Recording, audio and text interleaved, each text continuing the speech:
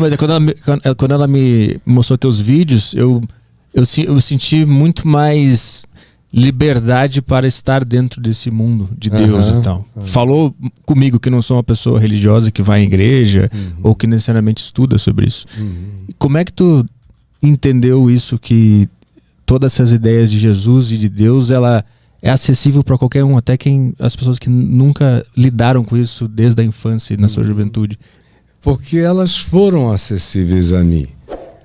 Eu sou o meu primeiro laboratório de Cristo a ser observado por mim mesmo. Eu estava vindo de uma existência precoce demais, em todos os sentidos.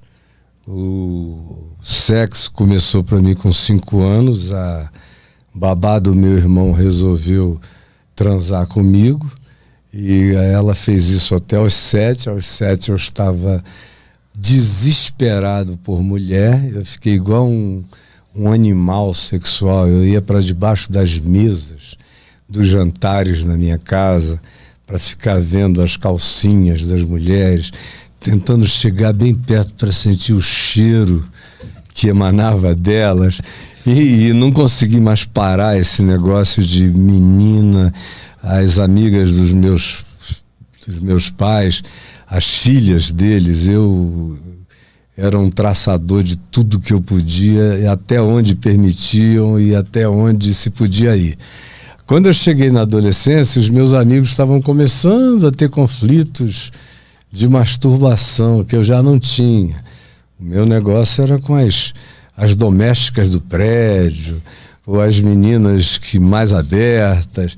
Aí tem um detalhe, né? Aí as garotas de 18 anos, quando vem que tem um menino de 12, 13 que é safado pra caramba e que já não é virgem de nada, elas começam a brincar contigo também. E aí eu fui gostando, e conclusão, eu nunca me relacionava com ninguém da minha idade, era sempre com gente mais velha. Aí entrou a luta na minha vida, que já tinha começado com uns 7 anos, quando o meu tio, que tinha feito jiu-jitsu com os Gracie, era um médico, voltou e começou a ensinar a mim e a um primo meu. E todo sábado e domingo a gente saía no pau lá, patrocinado por meu pai e meu tio, só não podia soco. E aí brigar virou uma coisa simples para mim também. Aí mulher, defesa pessoal, luta, foi dando uma segurança extraordinária. Parece que não. Uma boa parte das inseguranças das pessoas tem a ver com a sexualidade, até definirem uma identitariedade que eles possam chamar de sua, e também bullying, isso tudo que eu nunca sofri, também nunca fiz. Mas toda vez que tentaram fazer comigo, acabou na hora, eu resolvia no momento. O cara dizia, então vou te pegar lá fora. Quando ele terminava de falar, já estava entrando um assim no meio da cara, jogava no chão e cobria. Aí, pois bem, e aí os amigos ficaram todos muito mais velhos. Por exemplo, eu me tornei amigo do Arthur Vigílio Neto, do PSDB, que é mais velho do que eu, uns 8 anos. Naquele tempo, com 15 anos, eu fiquei íntimo dele. E ele já era formado em direito, em jornalismo, mas era faixa preta naquele tempo, primeiro ou segundo dan lá dos Gracie. E aí eu fui morar com ele me levou para o Rio, eu morei na casa dele muito tempo, treinava lá com os melhores Gracie. Durante toda essa história já tinha Deus, ensino religioso na tua vida? Não, nada. Tinha a memória do que minha mãe e minha avó me falavam. Elas eram presbiterianas, mais religiosas do que espirituais. Elas tinham mais aquela casca da religião. Meu pai, que era um agnóstico e que foi o homem, a pessoa mais importante da minha vida, se converteu lendo a Bíblia sozinho, lendo a Epístola aos Hebreus. Aí ele ficou impressionado com uma definição de fé que tem lá e que diz que a fé é a certeza das coisas que se esperam e a firme convicção de fatos que se não veem. Aquilo mexeu com o intelecto dele, ele resolveu ler o livro todo, que ele nunca tinha pegado. Aí minha mãe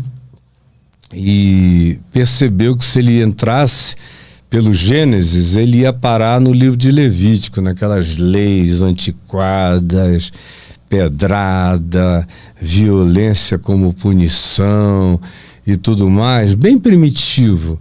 Ela disse, não, ele é um humanista, ele não vai sobreviver a isso, e era um dos melhores advogados. O meu pai, ele chegou em Manaus, ele tinha a maior banca advocacional da cidade. Quando ele foi atingido pelo golpe militar e nós mudamos para o Rio, no Rio, 2 anos depois, ele já tinha a segunda melhor banca do Rio.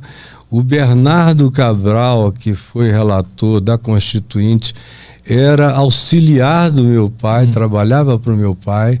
Então o cara era genial mesmo, o papai. Além de tudo, ele era um ser da 20 anos.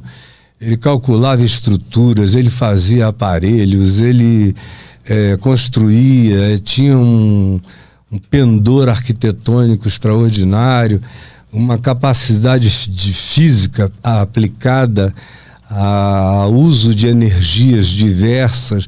Papai já trabalhava com vento, com água, com tudo, desde que eu era menino. Ele fazia as coisas operarem no sítio, na casa, na fazenda, com essas forças da natureza.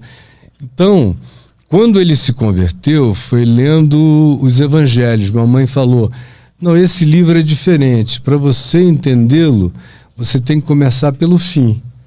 Aí ela abriu em Mateus, num domingo, 15h. Aí ele leu Mateus, Marcos, Lucas e João no mesmo dia. Chegou em João 19, que é sobre a crucificação de Jesus, 3h da manhã, mais ou menos. Aí ele disse que ficou com a convicção de que não tinham sido os romanos, nem os judeus, a causa da morte de Jesus.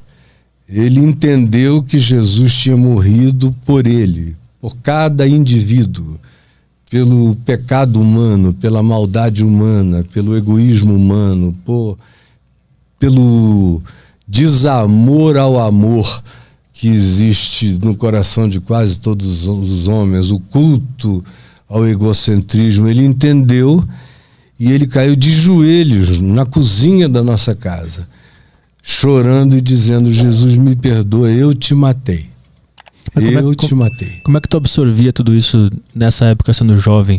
Eu fugia, né? Eu não queria nem ouvir. Eu ia embora. Eu digo, eu não quero. Eu fui fugindo de casa. Com 15 anos eu saí de casa.